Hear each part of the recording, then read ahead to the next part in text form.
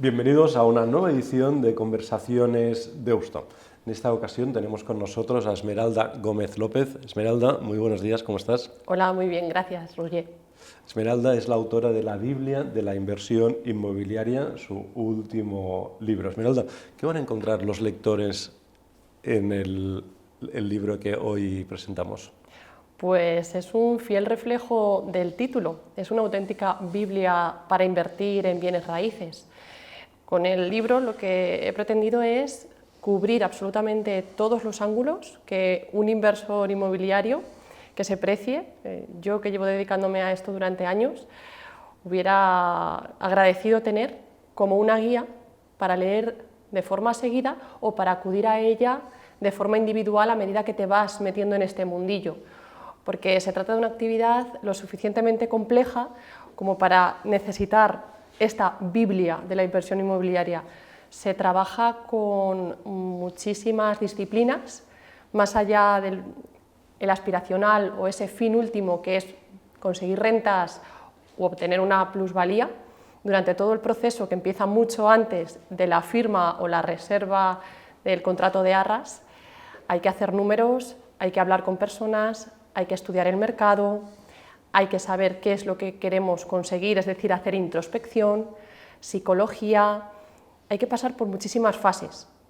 Y un mismo inversor inmobiliario no siempre está jugando el mismo papel. En un momento de ese camino es el que compra, pero en otro momento es el que vende. En otro momento está negociando con el banco. Y 2 días después está dando instrucciones de cómo el reformista debe actuar en otra de sus inversiones inmobiliarias. Al día siguiente está firmando un contrato o redactando un contrato de alquiler para uno de sus inquilinos. Es decir, se trata de un proceso muy complejo y muy activo. Pero también el libro tiene en cuenta otra forma de invertir u otras formas de invertir en inmobiliario, como por ejemplo a través de los vehículos que ya hacen lo que este libro te enseña a hacer, es decir, invertir en bienes raíces. Sería como comprar acciones. Así que contempla absolutamente todo lo que cualquier persona que invierta o que compre un bien raíz, una vivienda, necesita. Esmeralda, ¿y qué cosas hay que hacer de modo distinto dependiendo de que si compramos un inmueble para invertir y pensando puramente en invertir, o bien si compramos un inmueble para convertirlo en nuestra primera vivienda, quizá nuestra segunda vivienda, etcétera? Partimos de 2 fines diferentes, pero vamos a pasar por un mismo proceso, que al final es la compra de una vivienda. En caso de que lo queramos para vivir, que este libro también te lo cuenta cómo hacerlo, si lo queremos para vivir tenemos que hacer una reflexión sobre cómo están nuestras cuentas, cuánto nos podemos endeudar, qué precio de vivienda nos podemos permitir, en qué barrio queremos esa propiedad, si encaja con nuestra proyección de vida, esa parte vital a la que hago alusión a lo largo de toda la obra. Si lo queremos para invertir, tenemos que mirar otras cosas. ¿Cuál es el fin de un inversor? En este caso es obtener una rentabilidad. De ahí que la inversión inmobiliaria muchas veces está mal enfocada porque empieza antes haciendo números, que es como se va a determinar el precio que yo voy a buscar en el mercado. Es como al revés de cómo pensaríamos. No, primero nos sentamos y decimos, quiero obtener una rentabilidad X. Esa rentabilidad X la voy a conseguir con este tipo de viviendas alquilándola a este precio. Observo en paralelo al mercado, observo mi economía y mi liquidez para ver cuánto me puedo permitir. Dicho de forma muy simplificada, lo meto en las calculadoras que hay disponibles y a partir de ahí ya tomo una decisión. Es decir, que dependiendo de cuál es el objetivo, vamos a hacer unas cosas o vamos a hacer otras, aunque luego durante el proceso haya muchas fases, que son muchas, que vayan a coincidir. Esmeralda, en el libro lo cuentas con todo lujo de detalles, pero cuéntanos aquí cuáles son las cuestiones básicas que debe tener en cuenta una persona que quiera empezar a invertir en inmobiliario. Lo primero sería hacer un estudio de mercado y en paralelo mirar cuáles son los ahorros que tenemos para poder invertir ahí. Si tenemos 100.000 euros, vamos a poder pedir prestado otra cantidad determinada. También tenemos que ver cuáles son nuestros ingresos, que también van a ir variando a medida que pasa el tiempo, porque vamos a ir invirtiendo y vamos a ir acumulando rentas. Con esto y con el estudio de mercado vamos a tener ya limitadas las viviendas que nosotros podemos comprar, que podemos aspirar a comprar. Y con esas empieza ya la búsqueda activa. Esa búsqueda activa es viendo en cuánto lo vamos a poder comprar, porque el precio que vamos a ver en los portales inmobiliarios no es el precio de compra-venta final. Normalmente hay una negociación. Eso es lo que el vendedor cree que vale su vivienda, pero no es el precio final de compra-venta. Ese proceso de negociación sería la siguiente fase. Se miran cientos de viviendas, es como un flujo, el flujo de la inversión inmobiliaria que también se menciona en el libro. Se hacen ofertas, se negocia, muchas de ellas tampoco salen. Y en paralelo se va preguntando también al banco y se van haciendo pasos como si estuviese invirtiendo, como si estuviese comprando para obtener información. Todo esto es dinámico. En el mercado, en los portales inmobiliarios, constantemente entran y salen viviendas. Pero el inversor inmobiliario va construyendo de forma muy activa. Y a medida que nos vamos adentrando en ese mundo, vamos teniendo información, vamos teniendo mayor sensibilidad. De manera que, una vez que ya hemos interiorizado bien cuánto nos podemos permitir en base a nuestra economía, qué es lo que me ofrece el mercado y cuál es la rentabilidad que voy a obtener, cuando ya todo eso está cubierto y detrás, si te das cuenta, todavía no he comprado nada, entonces aparece la oportunidad. Y yo ya tengo el conocimiento para detectar que eso es una oportunidad. Y esto es muy importante, porque de nada sirve presentar una oportunidad ante una persona que todavía no tiene los conocimientos para decir efectivamente esto es una oportunidad. Luego aparte hay contactos, hay muchas sutilezas, hay mucho lenguaje técnico que hay que dominar y hay que saber ponerse en los zapatos de muchas personas, porque vamos a ponernos muchos sombreros en este viaje. A veces, o a menudo, ¿no? Pensamos que invertir en inmobiliario consiste pues, en ir acumulando, ¿no? Viviendas, parkings, terrenos, bajos, lo que son locales comerciales, lo que sea. Pero en el libro cuentas que hay un sinfín de herramientas creadas específicamente para la inversión inmobiliaria, ¿no? Como la SOCIMI, el flipping inmobiliario o la nuda propiedad. Explícanos un poquito cuáles son y de qué van. O sea, la inversión inmobiliaria es muy amplia. Podemos invertir en ella en forma de capital, es decir, con nuestro propio dinero, o también podemos invertir en ella prestando nuestro dinero a un tercero que sea el que invierta en inmobiliario. Partiendo de esa base, si ahora nos centramos en las tres que comentas, hay otras, pero de esas tres, la SOCIMI sería la opción que requiere menos conocimientos, la más cómoda. Es una opción muy válida porque se compra una empresa como se compra otra cualquiera, una acción, de manera que es esa empresa es la que compra y vende o compra para alquilar y es la que obtiene unas rentabilidades, que está regulada y que te va a ir dando ese beneficio que te puede dar comprar cualquier otro tipo de acción. Eso sería invertir en SOCIMIs. Muy sencillo, muy limpio y sin conocimientos. Sería una inversión pasiva, más pasiva que la propia de la actividad. Ahora vamos al flipping inmobiliario. El flipping inmobiliario consiste en comprar y vender con el objetivo o la finalidad de obtener una plusvalía. Puede haber o no una reforma, que es lo que se llama como homestaging. Eso sería el flipping inmobiliario. Y por último, la que has comentado sería la nuda propiedad, que ahora es muy habitual si buscamos viviendas y vemos las que están muy baratas con respecto al resto de precios de mercado. Normalmente, cuando abrimos, hay dos posibilidades principales. Un problema, que es para los inversores que tengan el capital y paguen al contado, hay un ocupa, o es una nuda propiedad. ¿Y qué es una nuda propiedad? Es un instrumento que te permite adquirir el derecho a tener en propiedad un activo que no puedes usar, porque la nuda propiedad es una cosa y el usufructo es otra. Que sería el usufructo se quedaría ese derecho en la persona que está utilizando ese bien inmueble, en este caso, que no es de su propiedad. Digamos que se fragmenta en dos. Entonces tú compras algo mucho más barato porque estás proyectando un precio y es una oportunidad de mercado, una inversión pensada para el medio y el largo plazo y que tiene que llegar a un nivel muy exhaustivo en el contrato.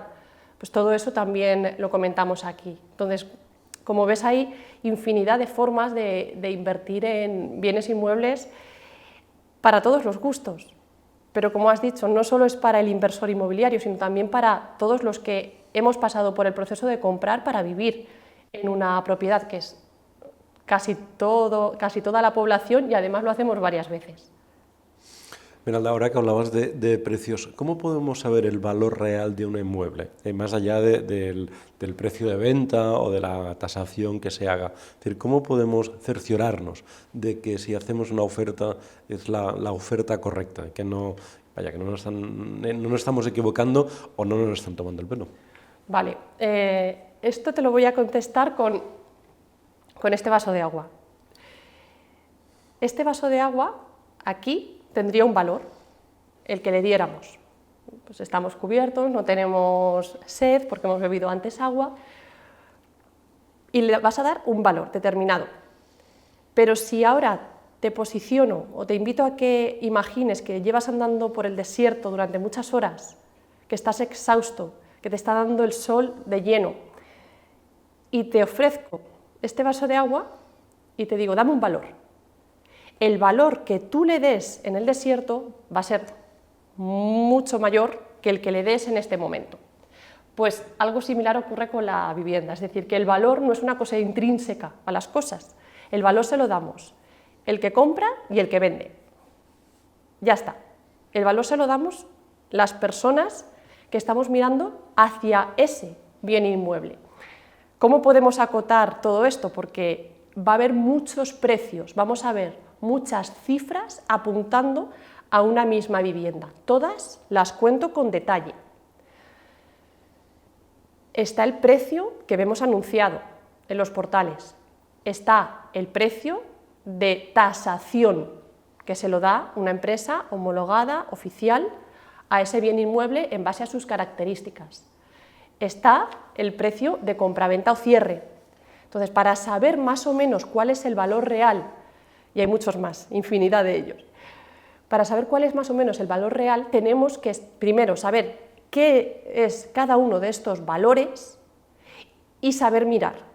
Como por ejemplo, si no vamos a poder optar a una tasación cada vez que vayamos a hacer una oferta a un bien inmueble porque cuestan dinero, tenemos que saber cómo se relaciona este valor oficial con, por ejemplo, las valoraciones gratuitas que podemos encontrar en muchas páginas, que suelen estar basados en el valor del catastro, otro valor.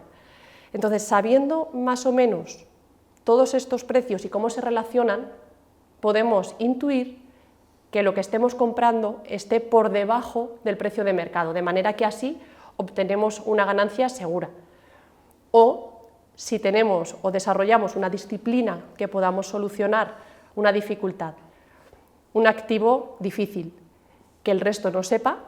De esta manera estamos comprando algo con un problema, con esa tara que siempre digo que hay que solucionar, de manera que el resto pues, no tiene tiempo, no tiene capacidad, no tiene conocimientos o no tiene contactos, y de esta manera obtenemos una plusvalía. Es decir, hay que meterse de lleno y zambullirse en este mundo para hacer las cosas con responsabilidad, porque fácil no es, pero puede llegar a ser muy lucrativo. Esmeralda, en el libro dedicas un capítulo a las hipotecas, ¿no? ¿Cuáles son aquellas cuestiones que tenemos que mirar con lupa, que tenemos que negociar incluso y que tenemos que cerciorarnos de que estén bien a la hora de negociar una hipoteca con los bancos? Tenemos que negociarlo todo, absolutamente todo, porque le estamos dando, somos su cliente en este caso, y le vamos a dar mucho dinero a la persona que nos vaya a prestar el suyo para que nosotros podamos comprar un bien inmueble. Así que tenemos que mirar primero cuánto nos podemos permitir, más allá de que nos lo diga el banco. Una buena opción y una buena práctica que siempre recomiendo es acudir a la entidad financiera como si fuéramos a comprar la vivienda. No la vamos a comprar y no nos vamos a comprometer de momento, pero la entidad financiera nos va a dar sensibilidad de cuánto dinero nos pueden prestar. Y esto no lo vamos a hacer con una, sino que lo vamos a hacer con 2 y hasta con 3 entidades. De esta manera ya tenemos un rango que no es vinculante, insisto, y que no debemos basar ni apostar todo nuestro dinero, toda nuestra liquidez a una única compra. Eso sería uno de los errores de la inversión inmobiliaria. Con esto y con nuestros ahorros ya más o menos sabemos cuánto nos podemos permitir y con eso empezamos a buscar. Una vez que empezamos a buscar y ya vamos a comprar el activo y queremos pedir la hipoteca en firme, tenemos que negociar todo, porque una práctica, las hipotecas, las leyes, ya lo veréis, pero son cambiantes, muy cambiantes, y eso también te dan pistas de en qué entorno nos estamos moviendo. Pero a la hora de pedir la hipoteca muchas veces nos encontramos con condiciones muy buenas en términos de tipos de interés, pero luego viene la venta cruzada, que si el seguro, que si tráete la nómina, que si el seguro de hogar, ahora un seguro de vida, además te lo meto como prima única dentro de la hipoteca. Hay que analizar no solo la hipoteca de forma aislada, sino todas las condiciones que te están pidiendo para bajar ese diferencial y comparar todo el paquete que sea comparable en otros lugares, porque lo que a priori puede parecer algo ventajoso o económico, cuando lo analizamos de forma holística, que es como a mí me gusta ver las cosas, pues no es nada ventajoso, ni siquiera es barato. Una vez que ya hemos identificado y hacemos este ejercicio exhaustivo, pues podemos poner a competir a las entidades y decir, mira, me están ofreciendo esto aquí, ¿me lo mejoras? Sí, no. También hay que hacer un ejercicio de reflexión. ¿Tenemos un buen perfil crediticio para hacer esta pregunta a las entidades o no? No siempre tenemos un buen perfil, pues de eso también hablo, cómo tener un buen scoring y cómo hacer una buena presentación para que nos quieran tener como clientes, porque ellos también van a medir absolutamente todo lo que yo cuento en el libro. Ellos no quieren a alguien que no les vaya a pagar de forma religiosa esa cuota de la hipoteca. Más o menos eso es lo que hay que mirar, absolutamente todo. Esmeralda, y si estamos atrapados en una hipoteca con renta variable y la subida del Euribor nos hace la vida imposible, ¿cómo podemos negociar con el banco un cambio a tipo fijo? Hay varias opciones también. Lo primero que tenemos que hacer es levantar la mano. Lo vamos a ver, vamos a mirar nuestras cuentas o vamos a ver la cuota de la hipoteca que nos llega y de repente decimos, pero si nos ha subido 200 euros y es que ahora tengo que elegir entre esto y otra cosa. Vamos al banco y decimos, mira, me gustaría cambiar las condiciones de la hipoteca. Lo primero que puedes hacer es negociar con ellos una ampliación de plazo, de manera que a la larga se van a pagar más intereses, pero la cuota que nos va a quedar mensual va a ser menor.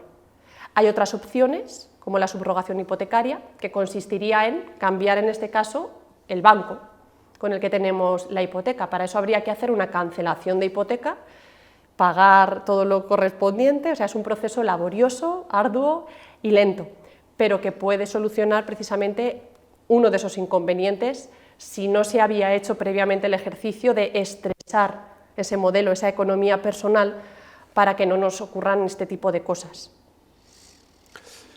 Esmeralda, antes se solía decir aquello de los pisos nunca bajan, ¿no? Luego nos dimos cuenta, sobre todo en la burbuja inmobiliaria, que en efecto sí que bajan, que hay veces que sí que bajan. No obstante, no siempre bajan y no bajan por igual y sobre todo depende mucho de la zona.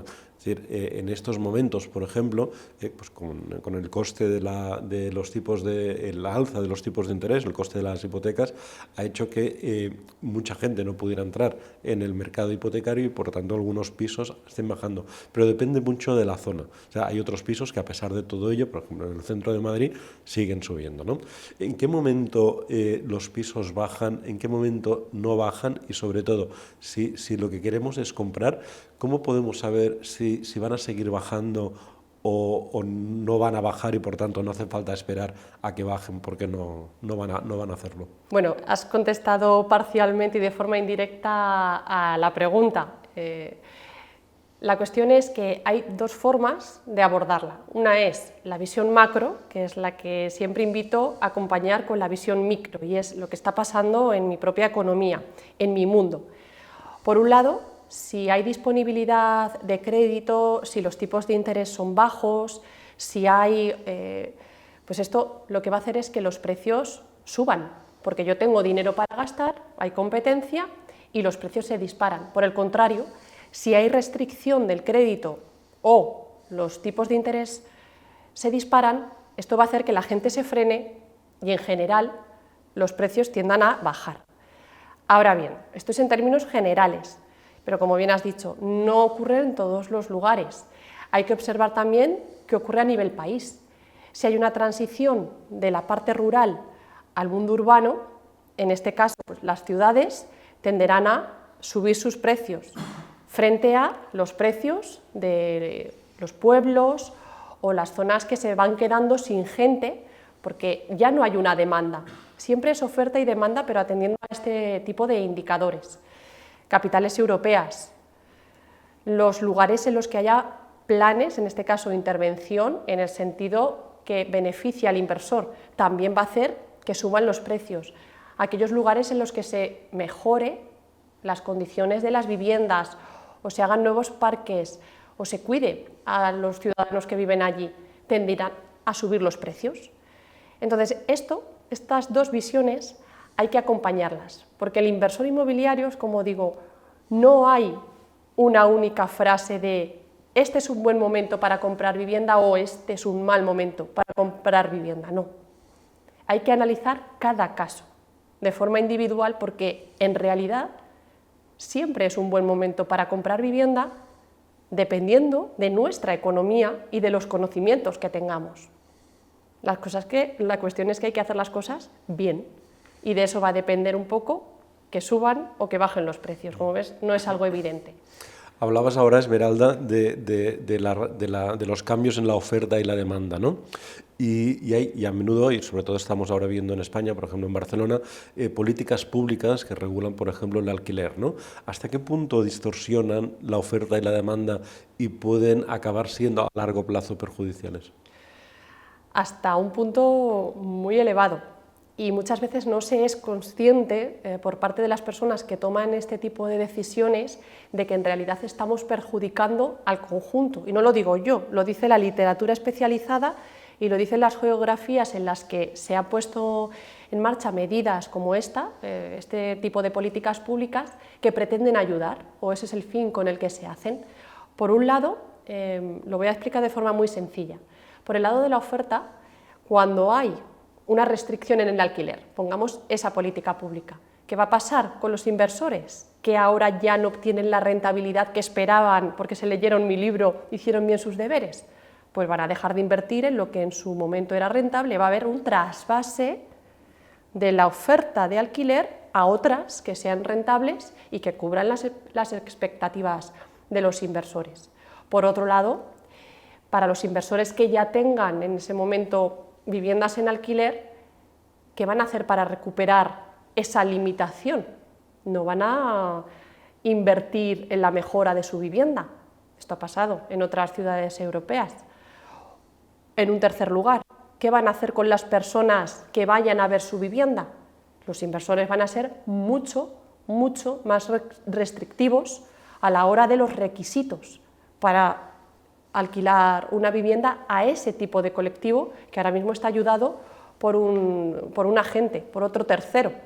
De esta manera, al final, a la larga, a quien se perjudica es a la persona o al colectivo que se está pretendiendo ayudar. Por el lado de la demanda, ¿qué ocurre con este tipo de políticas? Que aumenta la economía sumergida.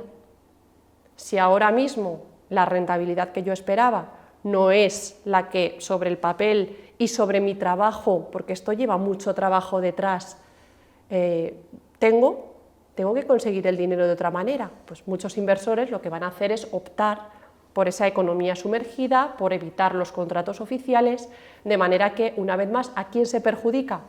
a la persona a la que se está alquilando porque no tiene un amparo legal. Ha habido también, en el libro las menciono, el caso más extremo son los conflictos sociales, porque se enfrenta a distintos colectivos de la sociedad, con lo cual las políticas públicas no son una buena idea, a pesar de que a priori están pensadas con un buen fin. Menciono algunos ejemplos, el de Nueva York, que lleva ya más de 50 años en el que se combinan dos políticas públicas diferentes, el caso de Suecia, el de Barcelona que comentas, hay muchos. En Estocolmo, por ejemplo, el tiempo para acceder a una vivienda, de espera, hablo, es de 11 años. Pero, si vamos a las zonas que tienen mayor demanda, el tiempo de espera es de 30 años.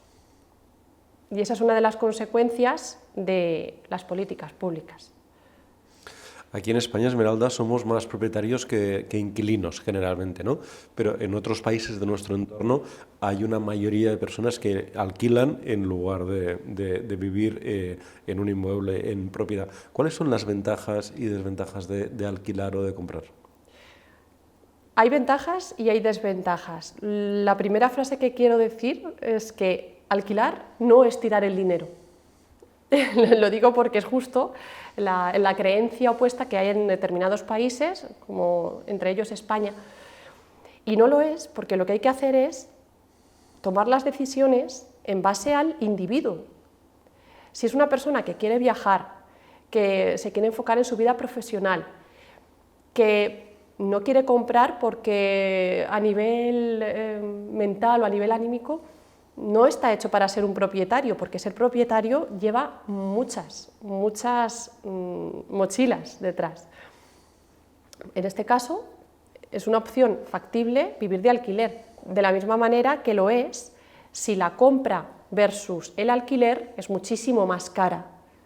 Esto se ve también haciendo números, está todo explicado paso a paso para poder saber cuándo, desde el punto de vista estrictamente económico, que también hablo del psicológico, que es tan importante como el primero, se debería hacer. Entonces, con estos dos ejercicios se puede saber cuándo conviene más comprar o cuándo conviene más alquilar en función de lo que dicen los números. Y en función de eso se puede tomar también una decisión, pero no es algo evidente, sino que hay que trabajarlo.